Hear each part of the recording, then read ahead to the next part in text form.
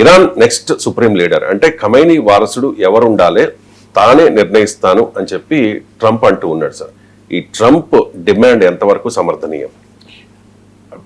Khamenei మంచివాడా చెడ్డవాడా అన్న దాంతో సంబంధం లేకుండా ఖమేనీ ఇరాన్కు నాయకుడు. సో ఇరాన్ సుప్రీం రిలీజియస్ లీడర్ను అమెరికా ఎలా నిర్ణయిస్తుంది? అందులో supreme religious leader is not just political authority కాదు. అంటే ఇరాన్లో ఉండే వ్యవస్థ ఎలా ఉంటుందంటే, ఇరాన్లో ఎలక్టెడ్ ప్రెసిడెంట్ ఉంటాడు, ఎలక్టెడ్ పార్లమెంట్ ఉంటుంది మజ్లిస్ అని, ప్యారలల్గా గార్డియన్స్ కౌన్సిల్ అని, మీకు రిలీజియస్ స్కాలర్స్ అసెంబ్లీ అని, సుప్రీం రిలీజియస్ లీడర్ అనే వ్యవస్థ ఉంటుంది. ఎందుకంటే అది ఇస్లామిక్ దేశం కనుక ప్రజలు ఎన్నుకున్న ఎలక్షన్స్ ఉంటాయి, ప్రజలు ఎన్నుకునే పార్లమెంట్ ఉంటుంది, ప్రెసిడెంట్ ఉంటాడు. కానీ ఆ అభ్యర్థిని మళ్ళీ రిలీజియస్ స్కాలర్స్ యాక్సెప్ట్ చేయాలి. పార్లమెంట్ చేసిన చట్టాలను కూడా ఈ రిలీజియస్ స్కాలర్స్ అసెంబ్లీ ఇది ఇస్లామిక్ చట్టాలకు అనుగుణంగా ఉందా లేదా అనేది చూడాలి.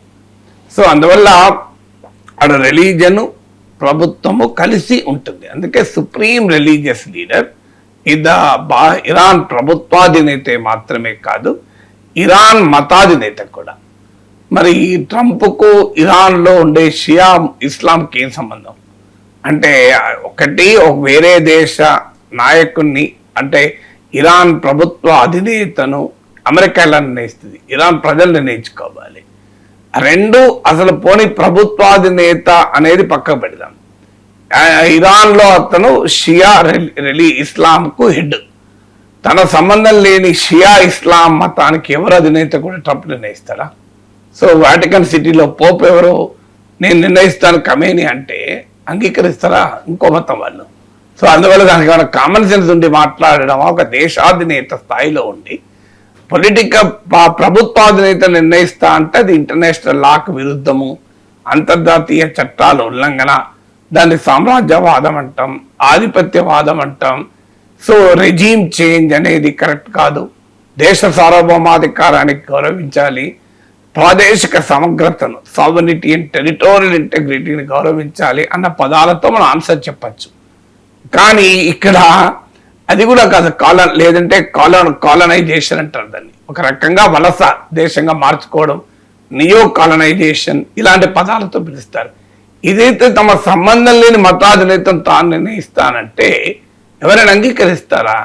సాధ్యమా? అప్పుడు రేపు ట్రంప్ అంటాడు భారతదేశంలో మీ మతాధిపతుల్ని మేమే నిర్ణయిస్తాం, పీఠాధిపతుల్ని అంటే మనం ఒప్పుకుంటామా? అసలు తిరగబడ రజనం మీ శంకరాచార్యని ఎవరో మేమే నిర్ణయిస్తాం అనడం కోరు ట్రంప్ ఒప్పుకుంటామా? సో అందువల్ల ట్రంప్కి అర్థం కావాల్సింది ఏంటంటే, ఇరాన్లో ఉండేటువంటి regime not just political regime, it is religious regime. Religious supreme లీడర్ని నేను నిర్ణయిస్తానని ఏంటంటే నాకు అర్థం కాని అంశం.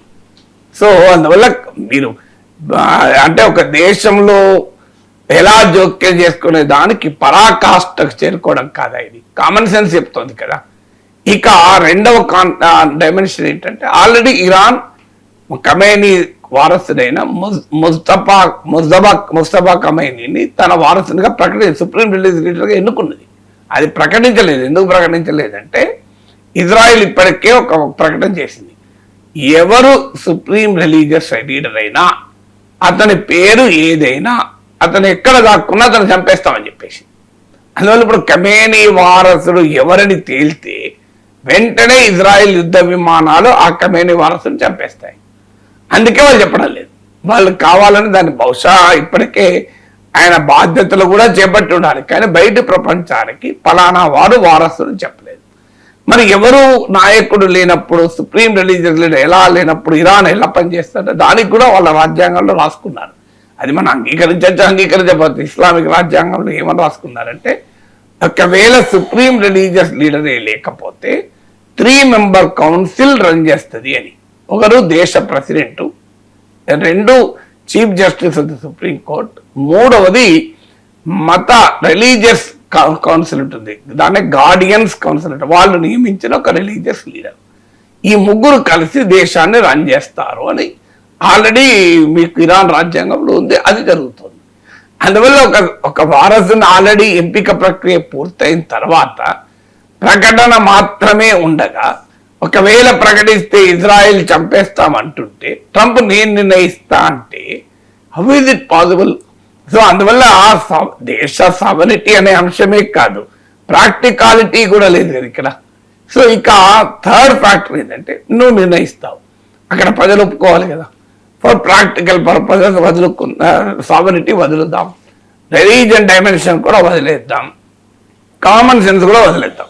పోనీ మంచికో చెడుకో ట్రంపే నిర్ణయించాడు అనుకుందాం. ట్రంప్ నిర్ణయించిన వ్యక్తి ఇరాన్ ప్రజల విశ్వాసం పొందకపోతే ఇరాన్ ఎలా నడిపించగలుగుతాడు? అది ప్రాక్టికల్ అసాధ్యమా? సో అది ఏ రకమైనటువంటి అరాచకత్వానికి, అంతర్యుద్ధానికి దారితీస్తుంది అనేది కూడా ఇంకో డైమెన్షన్ కదా. ఇప్పుడు మీకు వెనజులాలోనే నికోలస్ మదురో వారసుడు ఎవరు అని చర్చ వచ్చినప్పుడు మెరియా కరీనా మచాడో వచ్చి దాని నోబెల్ బహుమతి ట్రంప్కి ఇచ్చేసి గోల్డ్ మెడల్ ఇచ్చేసి నన్ను అక్కడ పెట్టు ప్రెసిడెంట్గా అని చెప్పింది. ఏమన్నా ట్రంప్ నీకంత బలం లేదు, సీన్ లేదు, పో అన్నాడు. మరి అంటే అర్థం ఏంటి? ఇరాన్ ప్రజల, ఆ దేశ ప్రజల విశ్వాసము లేకపోతే ఆ దేశాధినేతగా ఉన్నా లాభం లేదు అని ట్రంపే వెనుజులా విషయంలో చెప్పాడు. మెరియా కరీనా మచాడోకు నోబెల్ బహుమతి ఇచ్చారు, కానీ ట్రంప్ మాత్రం వెనుజులా ప్రెసిడెంట్ చేయలే. వెనుజులా ప్రెసిడెంట్గా అప్పటి వైస్ ప్రెసిడెంట్ అయిన డెల్సీ రోడ్రిగ్స్ ఉన్నారు. అని మరి వాట్ డస్ ఇట్ మీన్? అంటే ఆ దేశ ప్రజల విశ్వాసం పొందకుండా నువ్వు ఆ మత ప్రజల విశ్వాసం పొందకుండా బయట వాడు ఎవరినో నియమిస్తే అది ఇంకా అరాచకత్వం పేలి మొత్తం సమాజమే నాశనం అయ్యే పరిస్థితికి రాదా? అందువల్ల ట్రంప్ ఇరాన్ ఎటువైపు తీసుకెళ్తున్నాడంటే ఒక రావణ కాష్టంగా మార్చాడు, దాన్ని మరింతగా మండిస్తున్నాడు. సో దీని ఇంప్లికేషన్స్ అమెరికాకు ఉంటాయి, ప్రపంచానికి ఉంటుంది. ఇక విశాఖ ఫ్లీట్ రివ్యూలో పాల్గొని భారత్ నుంచి తిరిగి వెళుతోన్న ఇరాన్ యుద్ధ నౌక ఐరిస్ దేనాపై అమెరికా సబ్మెరైన్ దాడి చేసి పేల్చేసింది సార్. అంటే ఇరాన్ అమెరికా యుద్ధం హిందూ మహాసముద్రంలోకి ప్రవేశించింది అనుకోవాలా? ఈ ఎఫెక్ట్ మోదీ నాయకత్వంలోని భారత్ పై ఎలా ఉంటుంది? ఒకటి, ఇది విశాఖ ఫ్లీట్ రివ్యూ కాదు, ఇండియాస్ ఫ్లీట్ రివ్యూ. ఇదేదో మన విశాఖపట్నం పిలిస్తే వచ్చారన్న మీనింగ్ రాకూడదు. విశాఖలో జరిగింది కాబట్టి. సో విశాఖపట్నంలో జరిగిన ఇండియన్ ఫ్లీట్ రివ్యూ, భారతదేశం తరఫున జరిగిన ఫ్లీట్ రివ్యూ. విశాఖ సంబంధం లేదు, చంద్రబాబు నాయుడు ప్రభుత్వానికి సంబంధం లేదు. International fleet. సో అది international fleet review conducted by India at Visakhapatnam, place Visakhapatnam మాత్రం. సో మీరు అన్నట్లు అది ఇరాన్ నుంచి వచ్చినటువంటి నౌక. అది ఇరానే కాదు, వాస్తవంగా అమెరికా నౌకలు కూడా రావాలి, అమెరికా కూడా పార్టిసిపేట్ చేయాలి. చివరి నిమిషంలో అమెరికా విడ్రా అయింది. ఎందుకు విడ్రా అయిందంటే బహుశా ఈ ఇరాన్ పైన ఆపరేషన్ కి అమెరికా సిద్ధపడుతున్నట్లుంది. మనకు తెలియదు, కానీ మనం పిలిచాము, అమెరికా అంగీకరించింది, కానీ చివరి నిమిషంలో డ్రాప్ అయింది. అంటే అమెరికా తన వార్ ప్రిపరేషన్ లో భాగంగా దీని నుంచి లేకపోతే ఈ ఇంటర్నేషనల్ నావల్ ఫ్లీట్ లో ఇరాన్ నౌకలతో పాటు అమెరికా నౌకలు కూడా పాల్గొనేవి. సో ఇరాన్ నౌక తిరిగి వెళుతున్న సమయంలో ఇండియన్ ఓషన్ లో, అఫ్ కోర్స్ మన టెరిటోరియల్ వాటర్స్ కాదు, కాస్త దూరాన 40-50 కిలోమీటర్ల దూరం అనుకుంటా. సో అక్కడ శ్రీలంక సమీపంలో ఇది జరిగింది. సో ఇక్కడ ఫండమెంటల్ క్వశ్చన్ ఏమొస్తుందంటే, మన ఇన్విటేషన్ మీద వచ్చిన గెస్ట్, మరి ఆ గెస్ట్ కు తిరిగి ఆ దేశం చేరేదాకా మనకేం బాధ్యత ఉండదా? నార్మల్ సిచ్యువేషన్లో అయితే బాధ్యత ఉండదు. మీరు పెళ్లికి పిలుస్తారు, వాళ్ళందరూ ఇంటికి చేరేదాకా నేను చూసుకుంటున్నా సార్ అనొచ్చు మీరు, వాళ్ళ పని వాళ్ళని. కానీ ఇది నార్మల్ సిచ్యువేషన్ కాదు కదా. ఇప్పుడు మీకు బయట ఏదో అల్లర్లు జరుగుతుంటాయి. సింపుల్ ఉదాహరణ చెప్తుంటాను మీకు. మీరు ఒక గెస్ట్ పిలుస్తారు, గెస్ట్ని పిలిచి గెస్ట్ ఇంటికి వెళ్ళి వెళ్తుంటాడు, కానీ ఆ గెస్ట్ ఇంట్లో పెద్ద కుక్క ఉంటుంది. సో ఆ కుక్క మీదికి వస్తా ఉంటుంది. ఏం చేస్తాడు ఆ ఇంటి ఓనరు? మీ ఎంబడి వస్తాడు, వచ్చి దాన్ని పక్కగా ఆపుతాడు, ఎందుకంటే ఇంటి ఓనర్ చెప్పితే అది ఆగుతుంది కనుక. సో మిమ్మల్ని జాగ్రత్తగా కారెక్కించాక మళ్ళీ తను పెట్టుకుంటాడు, అవునా కదా? ఇది మనందరికి అనుభవం కదా, ప్రతి ఒక్కరికి ఇది అనుభవం. ఎవరి ఇంటికి పోతే ఇమీడియట్ గా వాళ్ళ పెంపుడు కుక్క మామూలుగా లేవదు, దాని చూస్తే మనకే భయం అవుతుంది. దానికి తెలియదు కదా మనం దొంగనో గెస్టో, దానికి అర్థం కాదు. అందువల్ల అది లేస్తుంది. అందువల్ల ఏం చేస్తాడు, గెస్ట్ ఎంబడొచ్చి దాన్ని మెయింటైన్ చేసి మనల్ని జాగ్రత్తగా కారెక్కించేదాకా మనతో ఉంటాడు. ఇది సింపుల్ ప్రిన్సిపల్ కదా. అంటే ఎందుకు ఈ కంపారిజన్ చెప్పానంటే, నేను దేన్నో పెంపుడు కుక్కతో పోల్చడం లేదు. Fundamental point safety of the guest. మన ఇంటికి వచ్చిన అతిథికి జాగ్రత్తగా వెళ్ళడం అనేది మన బాధ్యతగా ఉంటుందా లేదా, ఇది క్వశ్చన్. ఏదైనా ప్రమాదము మనం ఉంటే, ప్రమాదం లేని సిచ్యువేషన్ మనం ఏం బాధ్యత తీసుకోం, వాళ్ళతో వాళ్ళు వెళ్ళిపోతారు. కానీ ఇక్కడ ఇరాన్ షిప్ను మనం పిలిచాం, వాళ్ళు మన భారత్ ఇన్విటేషన్ పైన వచ్చారు. ఇరాన్ వార్ మొదలైంది, వార్ మొదలు కాకముందు పిలిచాము, రిటర్న్ వెళ్ళేలోగా వార్ స్టార్ట్ అయింది. ఇప్పుడు మన బాధ్యత ఏంటి? వారు జాగ్రత్తగా ఇరాన్ చేరేదాకా మనం సెక్యూరిటీ ఇవ్వకూడదా? మరి ఎందుకు ఇండియన్ గవర్నమెంట్ ఇవ్వలేదు? సో మన ప్రభుత్వం ఎందుకు బాధ్యతను తప్పుకుంది? ఇది విశ్వగురు చేయాల్సిన పని. చైనా ఒకవేళ ఇలాగే చైనా పిలిచి ఉంటే సౌత్ చైనా సీలో ఇలా అమెరికా కనుక ఇరాన్ నౌకను కూల్చగలిగేదా? అసలు ధైర్యం చేయగలిగేదా అమెరికా?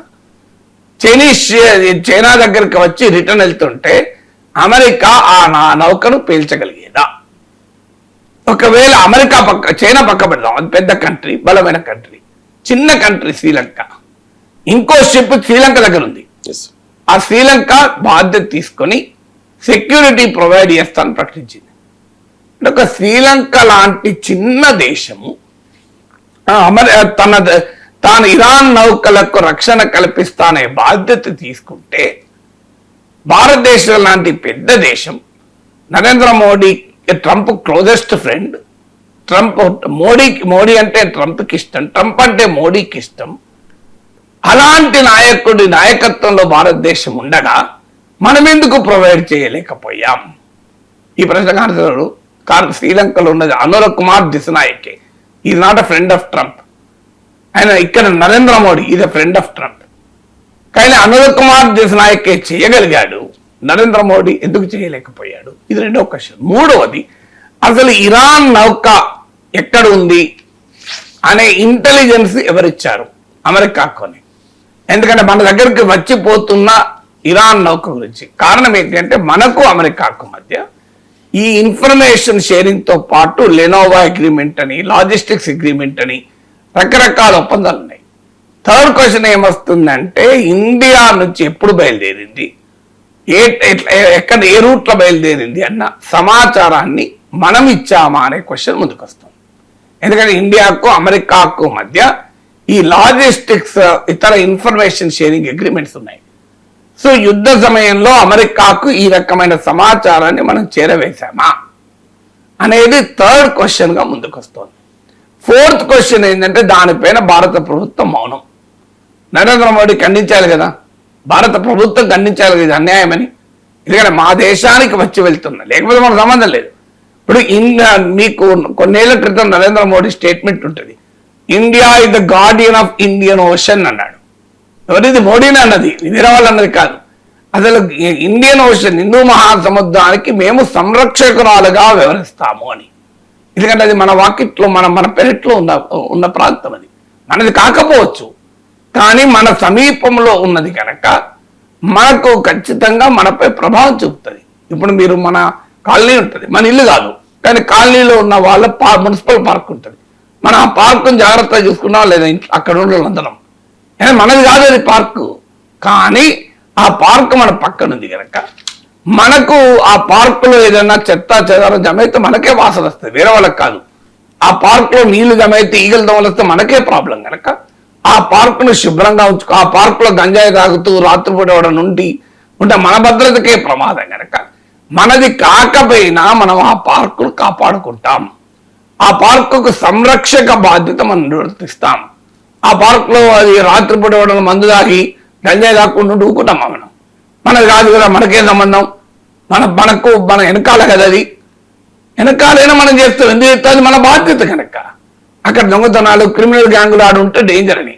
మరి ఇది హిందూ మహాసముద్రం. అందుకే మన ప్రధానమంత్రి గతంలో India is the guardian of Indian Ocean, హిందూ మహాసముద్రానికి సంరక్షక బాధ్యత మేము పోషిస్తామని. ఎందుకంటే మనం విశ్వగురు కావాలి కదా, మనం ప్రపంచానికి నాయకత్వం వహించదలుచుకున్నాం కనుక ఇండియన్ ఓషన్ కు మేము గార్డియన్ గా ఉంటాము అని ప్రకటించాం. ప్రకటించడమే కాదు, గతంలో నుంచి అనేక వేదికలు ఉన్నాయి. ఇప్పుడు ఉదాహరణకు Indian ocean rim association for regional cooperation అని, ఇలా రకరకాల వ్యవస్థలు కూడా ఉన్నాయి, కూటములు కూడా ఉన్నాయి. కానీ ఇప్పుడు మనం ఏం చేశాం, ఇండియన్ ఓషన్లో మన దేశానికి వచ్చి వెళుతున్న ఇరాన్ నౌకను కాపాడే బాధ్యత మనం చేపట్టకపోగా మనమే సమాచారం ఇచ్చి అమెరికన్ సబ్మెరైన్లు ఆ నౌక పైన అటాక్ చేస్తే దానికి అవకాశం ఇచ్చామా అనే అనుమానం కలిగేలా, అది నిజమని అంటలేదు ఇప్పటికీ కూడా, అనుమానం కలిగేలా ఎందుకు వ్యవహరించాం?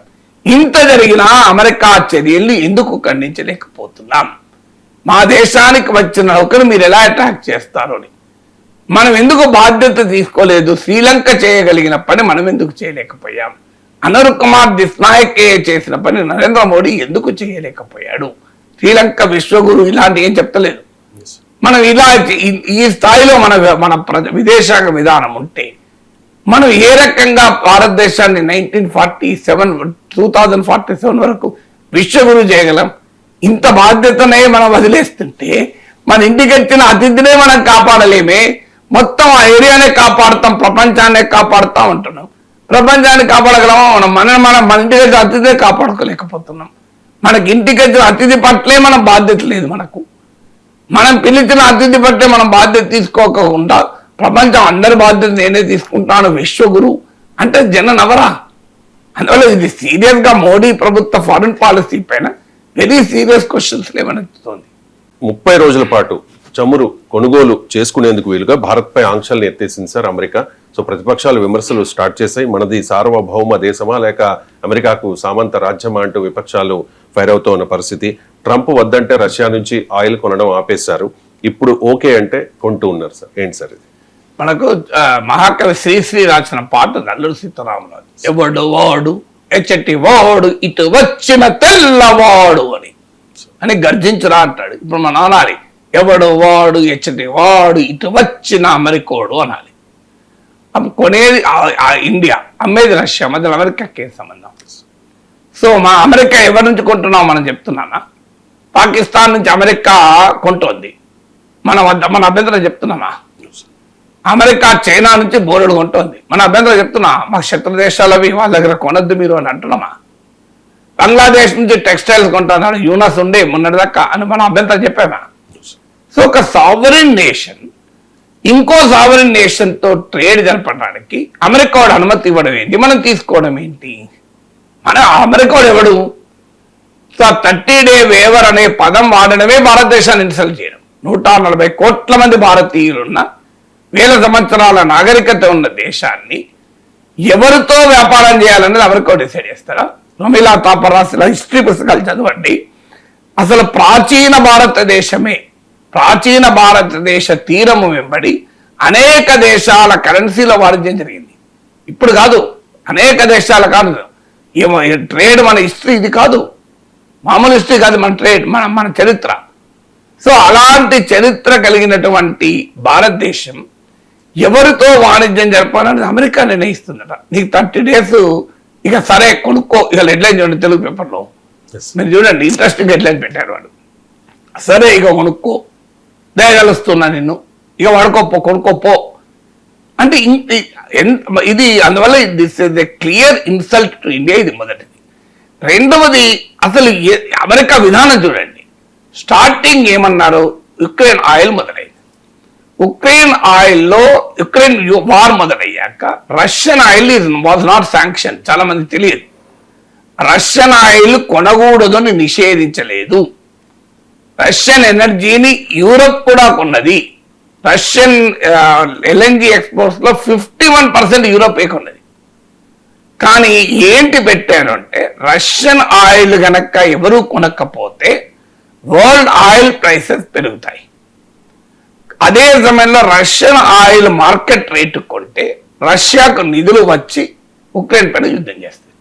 అందుకే వెస్టర్న్ కంట్రీస్ చెప్పింది అంటే $60 మించి రష్యన్ ఆయిల్ కొనొద్దు అని. అంటే ఒక ప్రైస్ పెట్టి ఈ ప్రైస్కి తక్కువ ప్రైస్ కొనాలి. అప్పుడు ఏమవుతుంది, రష్యాకు ఆ లాభం రాదు, ప్రపంచానికి చమురు షాక్ ఉండదు. సో అలా రష్యాకు ఆదాయం రాకుండా, ప్రపంచానికి చమురు షాక్ రాకుండా రష్యన్ ఆయిల్ పైన ధర పైన క్యాప్ విధించి మీరు ఆ రష్యన్ ఆయిల్ కొనుక్కోండి అన్నారు. ఇండియా రష్యన్ ఆయిల్ కొనడానికి ముందుకొచ్చింది. అమెరికా మనల్ని అభినందించింది, ప్రశంసించింది అమెరికా అధికారికంగా. India Russian oil sanctioned Russian oil the price capped price కొని గ్లోబల్ ఆయిల్ ప్రైసెస్ ను స్టెబిలైజ్ చేస్తున్నందుకు భారతదేశాన్ని అభినందిస్తున్నాం అని అమెరికా ప్రకటన. ఇది 2022 వార్ తర్వాత.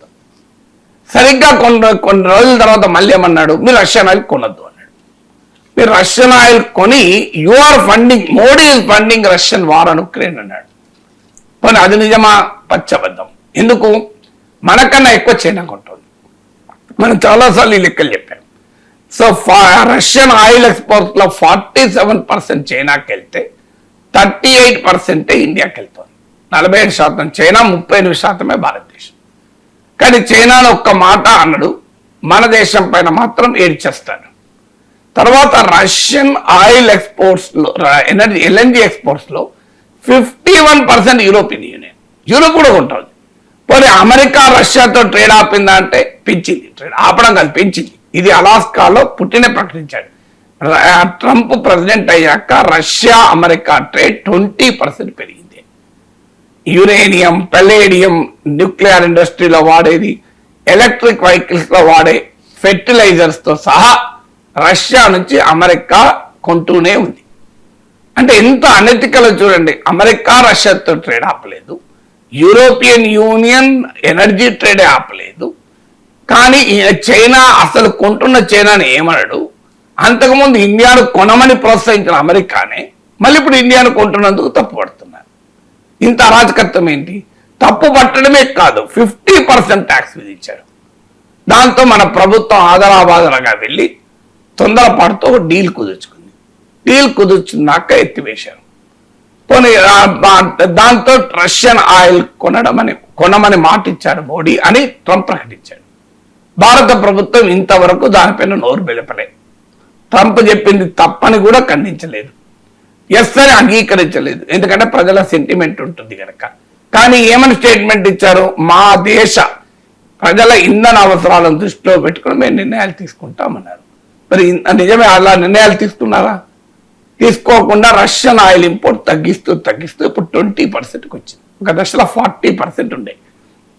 మీకు 5 మిలియన్ బ్యారల్స్ పర్ డే మనం ఇంపోర్ట్ చేసుకుంటే ఇండియా ఇప్పుడు లేటెస్ట్ గా లాస్ట్ మంత్ 1.04 మిలియన్ బ్యారల్స్, అంటే 20% తగ్గింది. ట్రంప్ అదే చెప్పాడు కదా, ఒకటేసారి ఆపడం సాధ్యం కాదు, గ్రాడ్యువల్ గా తగ్గించి క్లోజ్ చేస్తారు అని. దానికి నేపథ్యం కూడా ఉంది. ట్రంప్ ఫస్ట్ టర్మ్ లో మోడీ ప్రభుత్వమే ఇరాన్ నుంచి తమరు దిగుమతులు 0 చేసుకుంది అమెరికా ఒత్తిడి మేరకు. ఒకప్పుడు 10% ఉండే మన టోటల్ ఇంపోర్ట్స్ 0 తెచ్చుకున్నారు. సో రష్యాది కూడా అదే జరుగుతుంది. ఇప్పుడు మళ్ళీ అమెరికా సృష్టించిన యుద్ధం వల్ల గ్లోబల్ ఆయిల్ ప్రైసెస్ విపరీతమైన స్థాయికి పెరిగింది. ఇక రేపో మాపో $100 per barrel చేరబోతుంది. దాంతో ఇప్పుడు రష్యన్ ఆయిల్ మళ్ళీ కొనుక్కోమని చెప్తున్నారు. చూడండి, ఒకసారి మొదలు కొనమని చెప్పింది అమెరికా, వద్దని చెప్పింది అమెరికా, మళ్ళీ కొనమని చెప్పింది అమెరికా. అంటే అమెరికా వాడు ట్రంప్ చెప్పినప్పుడు కొనాలి, ట్రంప్ చెప్తే ఆపాలి, మళ్ళీ ట్రంప్ చెప్తే కొనాలి. అంటే ఒక విశ్వగురు కావాల్సిన దేశం, ప్రపంచానికే నాయకత్వం వహించే దేశం అమెరికా చెప్పితే కొనడము, అమెరికా చెప్పకపోతే ఆపడము, అమెరికా వద్దంటే ఆపాలి, అమెరికా కొనమంటే కొనాలి, అమెరికా దయతలిచి 30 రోజులు కొనుక్కోండి, 30 రోజులు కొనుక్కోవాలి, 31 రోజు ఆపాలి. ఇది అసలు అమెరికా దుర్మార్గం ఒకటైతే భారత ప్రభుత్వ లొంగుబాటు మరొక ఆందోళన కలిగించింది. గవర్నమెంట్ ఆఫ్ ఇండియా చెప్పిన నాకు 30 days రిప్రీవ్ ఇవ్వటానికని మళ్ళీ ఎప్పట్లాగే మౌనం. ఇది అమెరికా ఇప్పుడు 30 రోజుల టైం ఇస్తున్న కొనుక్కో అన్న దానిపై ఇంతవరకు గవర్నమెంట్ ఆఫ్ ఇండియా రియాక్ట్ కాలేదు.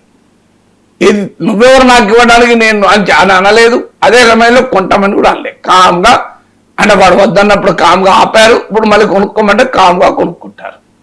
అంటే ట్రంప్ ఆదేశిస్తాడు, మోడీ పాటిస్తాడు అనే రీతిలో రష్యన్ ఆయిల్ వ్యవహారం ఉంటే ఎలా?